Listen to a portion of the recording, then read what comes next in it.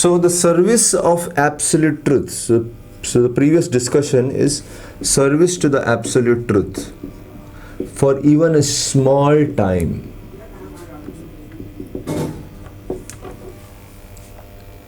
What happens is one attains firm and fixed intelligence.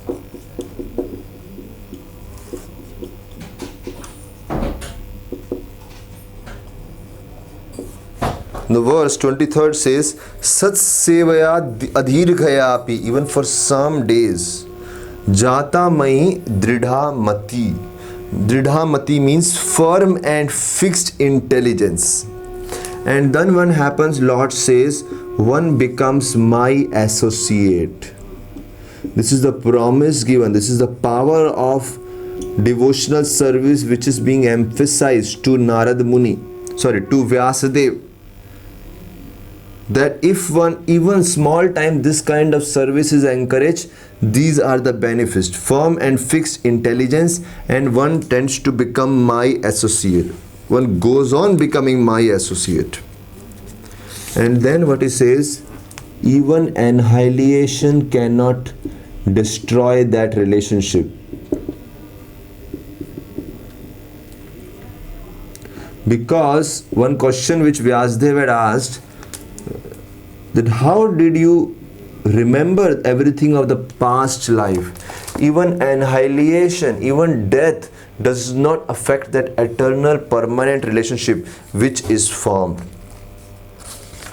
And after saying this whole thing, Lord, who was just speaking, he had already disappeared, but now by sound he was perceived, he stopped speaking and disappeared again.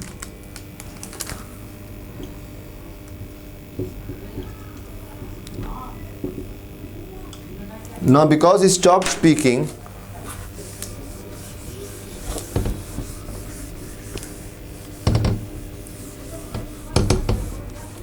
then after that, in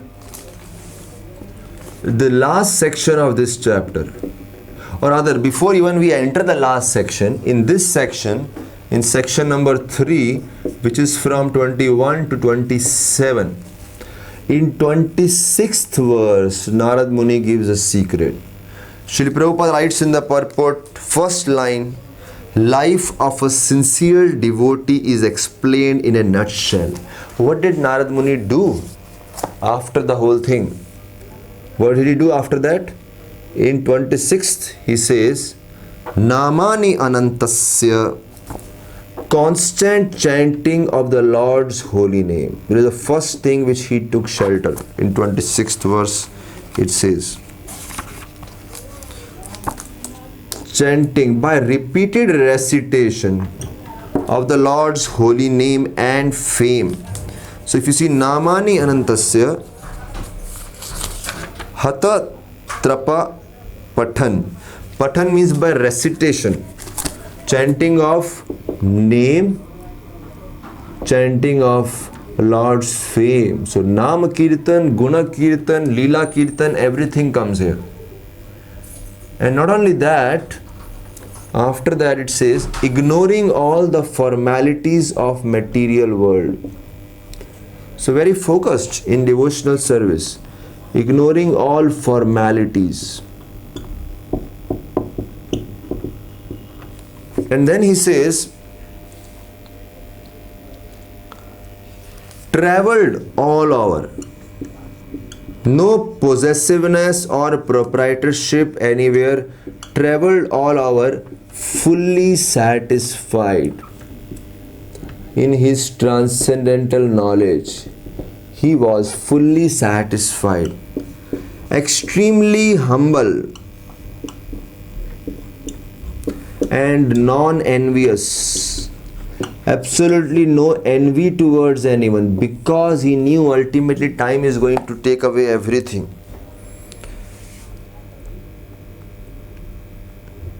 Srila Prabhupada explains in the purport, because they have the highest aim of life, going back to Godhead, they are never envious of anyone, nor are they proud of being eligible to go back to Godhead.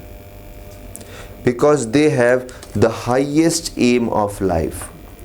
And finally he says, he was fully absorbed, in 27th verse says, fully absorbed in thinking of Lord. That is very important. In his travels, he was fully absorbed in Lord. This is what kept him immune from all material contamination. And finally, he meets death, which is compared to just like one, as lightning and illumination occurs simultaneously. What is the meaning of lightning and illumination? Because on one side, his material body died. On other side, he attained a spiritual body, so illumination also took place simultaneously. And Srila Prabhupada says this is the life of a sincere devotee. A sincere devotee's life in nutshell. In fact, 27th verse is also added here in these points. And then after this, when he met the death, after that he got a new birth.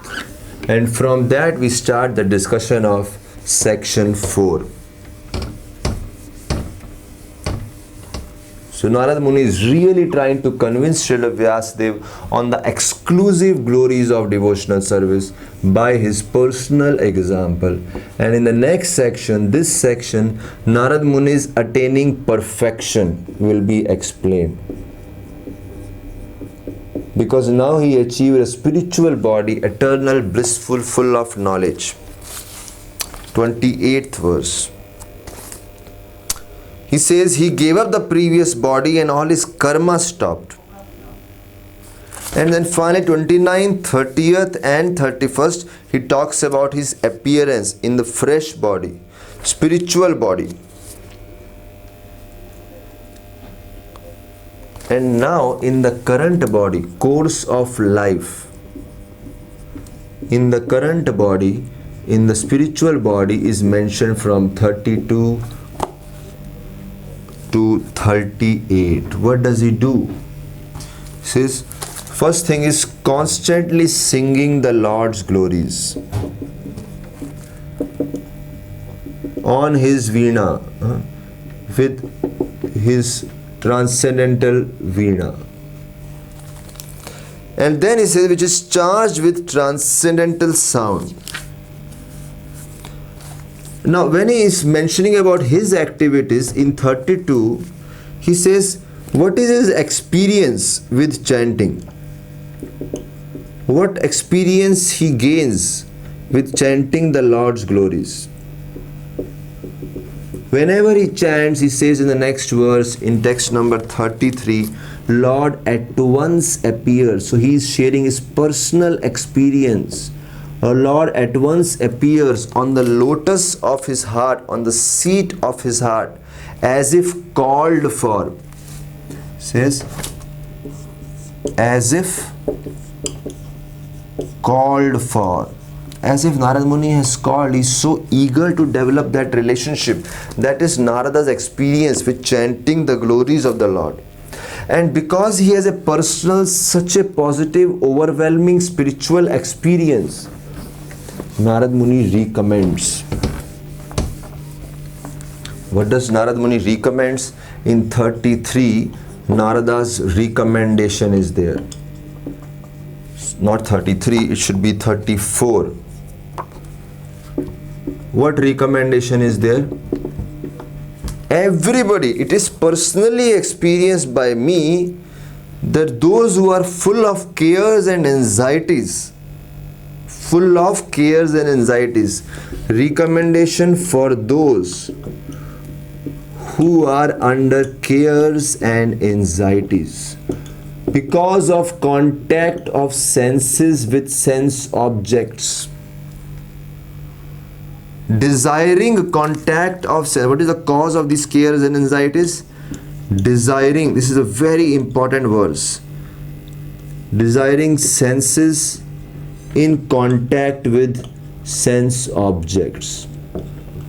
This always puts a person under care and anxiety, because sometimes he may get this, sometimes he may not get this. When he is such as how he has to cross the ocean.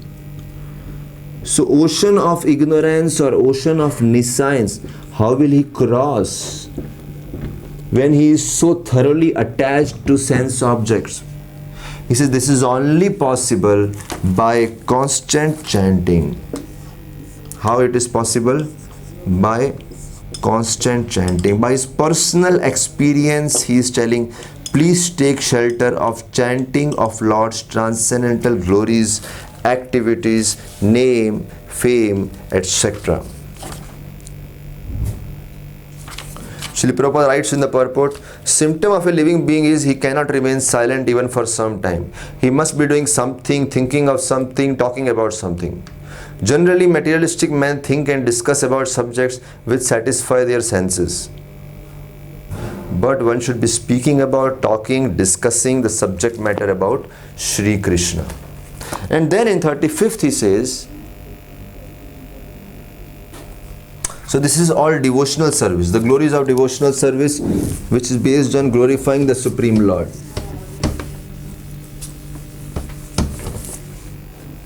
Then he says in 35, he compares devotional service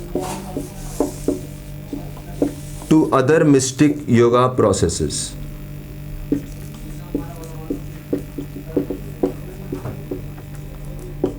Because on one side is this process, another side we have another processes of transcendental realization.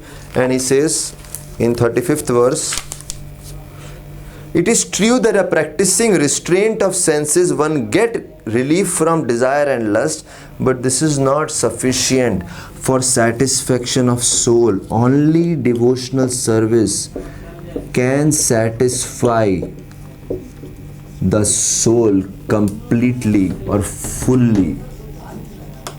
And therefore in 36th he says, he tells Vyasadeva, you are freed from all sins. Those I have explained are birth and activities. All will be good for your personal satisfaction also. And in 37th and 38th, he finally departs and leaves Narad Muni with the instructions on which Narad Muni is going to work, and how, so on which Vyasadeva is going to work. And how Vyasadeva is going to work on the instructions of Narad Muni is explained in chapter 7. Chapter 7 is going to tell how Vyasadeva fulfilled Narad Muni's instruction. This is explained in text 1 to text 8, or text 7 rather. Hare Krishna.